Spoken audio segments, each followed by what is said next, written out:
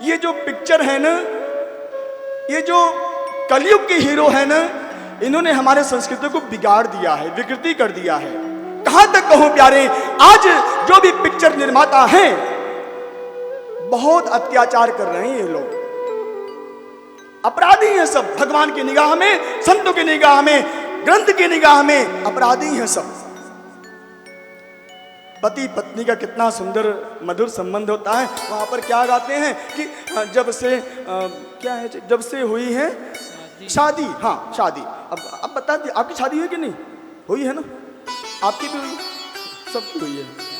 जब से हुई है शादी तो अरे हंसो खेलो खाओ कूदो और बढ़िया से रहो जी। क्या लिखते हैं वहां पर, जब से हुई शादी, आंसू, क्या आंसू बहा रहे हो जी? पागलपन वाली बात करते हो तुम लोग।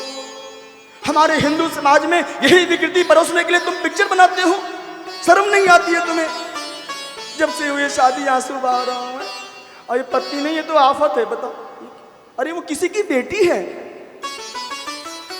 वो किसी की कन्या है, किसी की धर्म पत्नी है, उसको तुम आफत कहते हो?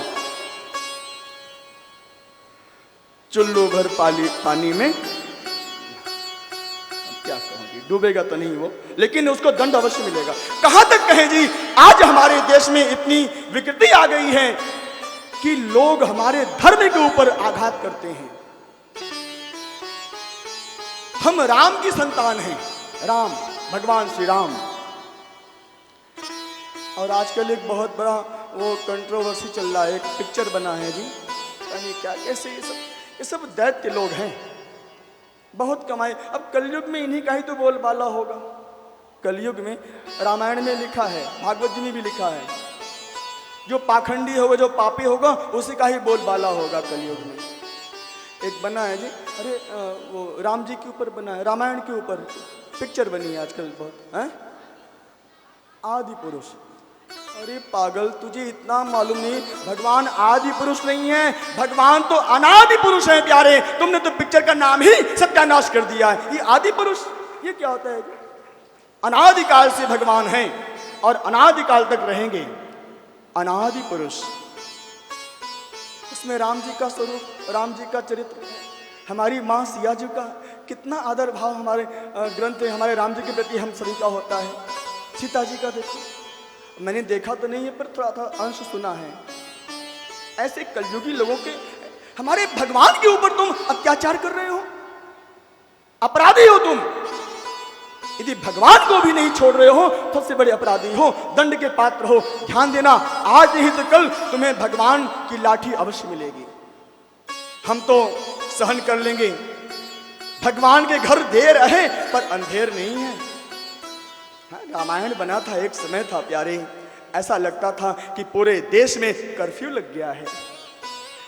हम सभी माता बहनें, मैं उसमें बहुत छोटा सा था, हमें तो लगता था कि हाँ राम जी अब टीवी में आने वाले हैं। चप्पल निकालकर, जूता निकालकर, दोनों हाथ जोड़कर प्रणाम करके हम ये पात्र होते हैं प्यारे, ये भावना होती है राम जी के प्रति। हनुमान जी का स्वरूप देखो, उसमें जनेऊ है कि नहीं है? कांधे मूंज जनेऊ साजे, हनुमान चालीसा में स्पष्ट लिखा है। और इस समय हनुमान जी जो बनाया है, कलयुग के लोग हैं, बॉडी बिल्डर तो है वो, बनाए हनुमान, जनेऊ गायब कर दिया है। जनेऊ नहीं, दाढ़ी बढ़ा दिया है, मूंछ नहीं। अरे मूंछ दाढ़ी ये क्या करते हो भाई? काहे को हिंदू समाज को आघात करते हो तुम लोग? बिल्कुल नहीं प्यारे।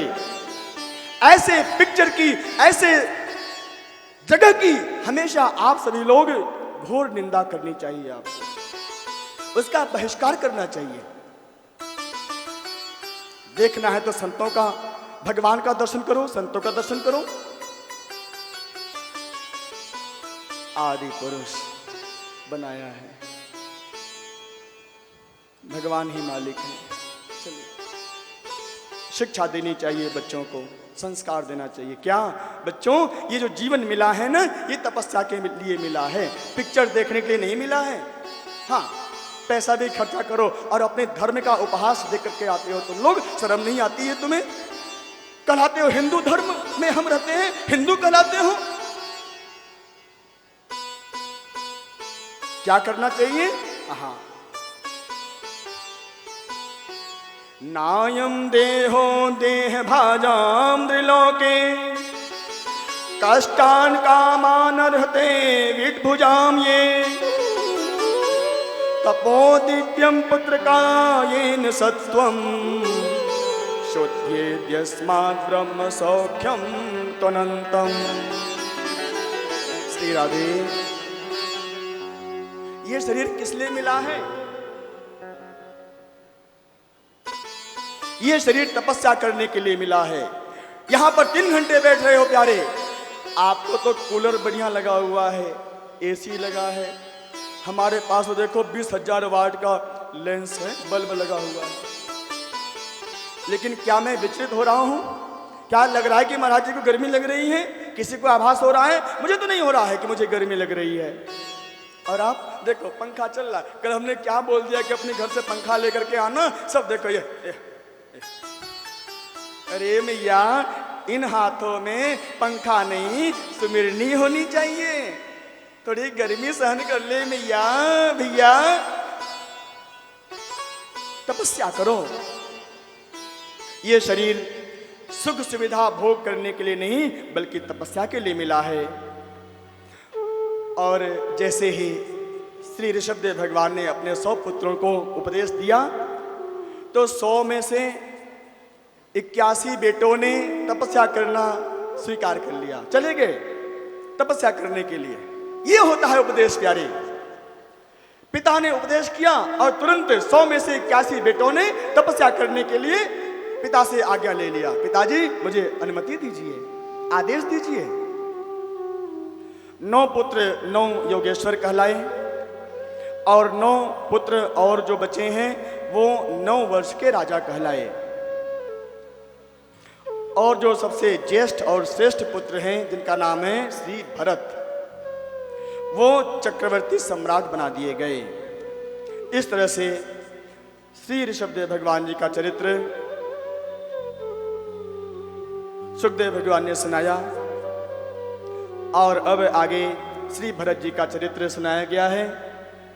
भरत जी का यह अंतिम जन्म है, लेकिन ध्यान देना, कहीं आपका मन संसार में तो नहीं फंस रहा है। जैसे जैसे अवस्था बढ़ती है वैसी वैसी संसार में हमारी आसक्ति और बढ़ने लगती है। ऐसा नहीं होना चाहिए। इसका मतलब आपने सत्संग नहीं किया है, आपने तपस्या नहीं किया है।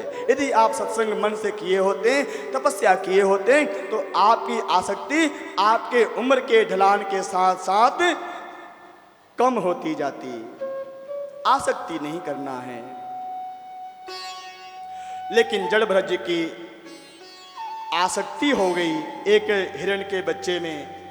संसार में एक हिरण का बच्चा, ये हिरण का बच्चा क्या है? हमारा नाती पोता, यही हिरण के बच्चे होते हैं। हाँ, आसक्ति हो गई, परिणाम क्या हुआ? उनका यह अंतिम जन्म बिगड़ गया। फिर 2 जन्म इनको और लेना पड़ा, हिरण के रूप में और फिर उसके बाद जड़ भरत जी के रूप में। एक बार श्री जड़ भरत जी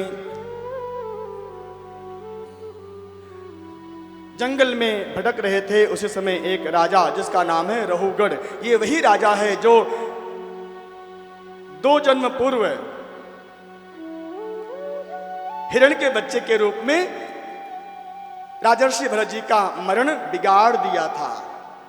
वही हिरण का बच्चा आज राजा रहुगढ़ के रूप में आया और जड़ भरत जी ने उसको उपदेश दिया। क्या? गुरुदेव भगवान के चरणों के रज की उपासना से संसार के मोह रूपी बंधन को काट देना चाहिए। आसक्ति संसार में नहीं रखनी चाहिए। अभी भी याद है इनको कि हम इससे पहले राजर्षि भरत जी के रूप में थे तो हमारी आसक्ति हो गई थी। किसमें? हिरण के बच्चे में, संसार में। परिणाम क्या हुआ? हमारा मरण बिगड़ गया। इसलिए अब हमें संसार में नहीं फंसना है। मन की वृत्तियों को कैसे हम काट सकते हैं? भगवान श्री हरि की उपासना और गुरुदेव भगवान के द्वारा प्राप्त ज्ञान रूपी खग तलवार से अपने मोह रूपी बंधन को हम काट सकते हैं। इस तरह से बहुत सुंदर उपदेश किया श्री जड़ भरत जी ने। जड़ भरत जी की कथा बताई गई और अब आगे भारत देश की महिमा। आहा, भारत देश की महिमा बहुत अद्भुत है प्यारे। हम किस देश में रहते हैं मालूम है आपको? उस देश का नाम क्या है? भारत देश। किस देश में रहते हैं हम लोग? अरे जोर से बोलो ना जी।